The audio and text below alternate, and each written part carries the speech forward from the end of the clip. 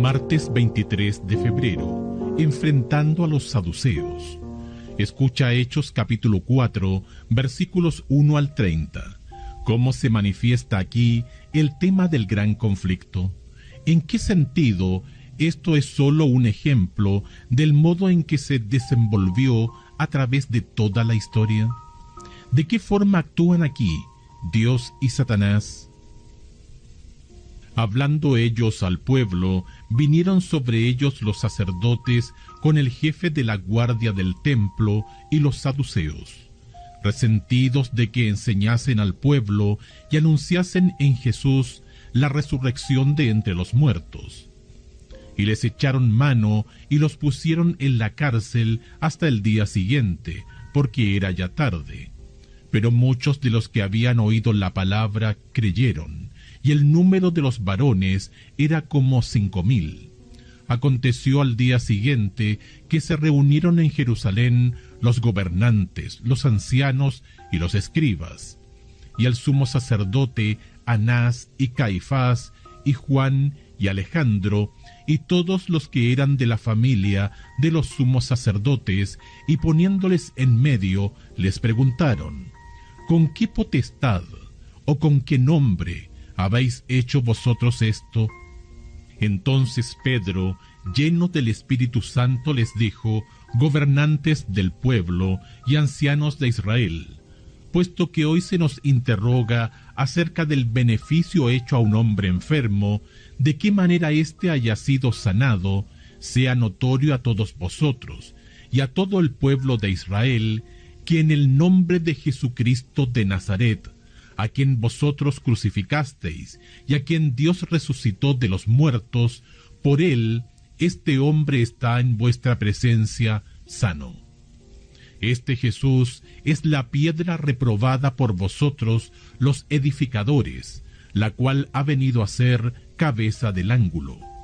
Y en ningún otro hay salvación, porque no hay otro nombre bajo el cielo dado a los hombres en que podamos ser salvos. Entonces, viendo el denuedo de Pedro y de Juan, y sabiendo que eran hombres sin letras y del vulgo, se maravillaban y les reconocían que habían estado con Jesús. Y viendo al hombre que había sido sanado, que estaba en pie con ellos, no podían decir nada en contra. Entonces les ordenaron que saliesen del concilio y conferenciaban entre sí, diciendo: ¿qué haremos con estos hombres? Porque de cierto, señal manifiesta ha sido hecha por ellos, notoria a todos los que moran en Jerusalén, y no lo podemos negar. Sin embargo, para que no se divulgue más entre el pueblo, almacenémosles para que no hablen de aquí en adelante a hombre alguno en este nombre. Y llamándolos, les intimidaron que en ninguna manera hablasen ni enseñasen en el nombre de Jesús. Mas Pedro y Juan respondieron diciéndoles: juzgad si es justo delante de Dios obedecer a vosotros antes que a Dios, porque no podemos dejar de decir lo que hemos visto y oído. Ellos entonces les amenazaron y les soltaron, no hallando ningún modo de castigarles por causa del pueblo, porque todos glorificaban a Dios por lo que se había hecho, ya que el hombre en quien se había hecho este milagro de sanidad tenía más de 40 años. Y puestos en libertad, vinieron a los suyos y contaron todo lo que los principales sacerdotes y los ancianos les habían dicho. Y ellos, habiéndolo oído, alzaron unánimes la voz a Dios y dijeron: Soberano Señor, tú eres el Dios que hiciste el cielo y la tierra, el mar y todo lo que en ellos hay. Que por boca de David tu siervo dijiste: ¿por qué se amotinan las gentes y los pueblos piensan cosas vanas? Se reunieron los reyes de la tierra y los principales se juntaron en uno contra el Señor y contra su Cristo, porque verdaderamente se unieron en esta ciudad contra tu santo Hijo Jesús, a quien ungiste, Herodes y Poncio Pilato, con los gentiles y el pueblo de Israel.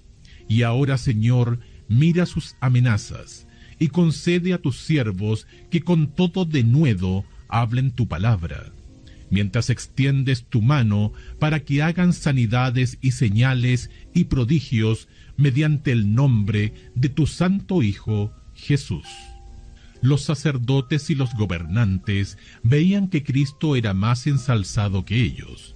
Como los saduceos no creían en la resurrección, se encolerizaban al oír a los discípulos afirmar que Cristo había resucitado de los muertos, pues comprendían que, si se dejaba a los apóstoles predicar a un Salvador resucitado y obrar milagros en su nombre, todos rechazarían la doctrina de que no hay resurrección, y pronto se extinguiría la secta de los saduceos. Hechos de los Apóstoles, páginas 65 y 66. Lo que molestaba en especial a estos líderes era la curación que el Señor hizo por medio de Pedro. Ver Hechos capítulo 3, versos 1 al 10. Sin embargo, cuando los líderes confrontaron a los discípulos, estos no vacilaron. Los sacerdotes no esperaban esto de, entre comillas, hombres sin letras y del vulgo. Hechos capítulo 4, verso 13. Hicieron salir a los discípulos de la sala y consultaron entre sí pensando que, si se les ordenaban que no enseñaran más en el nombre de Jesús, ellos obedecerían. Verso 18. Cuán equivocados estaban. Los discípulos volvieron y se unieron a los demás y juntos alababan a Dios. Hechos capítulo 4, verso 24. Oraron pidiendo más coraje y que Dios permitiera que hubiese más curaciones. Versos 29 y 30. No necesitaron esperar mucho. La popularidad de los discípulos crecía y la gente traía a sus enfermos a las calles para permitir que la sombra de Pedro pasase sobre ellos. Hechos capítulo 5, verso 15. Multitudes vinieron de pueblos cercanos y sus enfermos fueron sanados. Verso 16. En todo esto podemos ver el gran conflicto.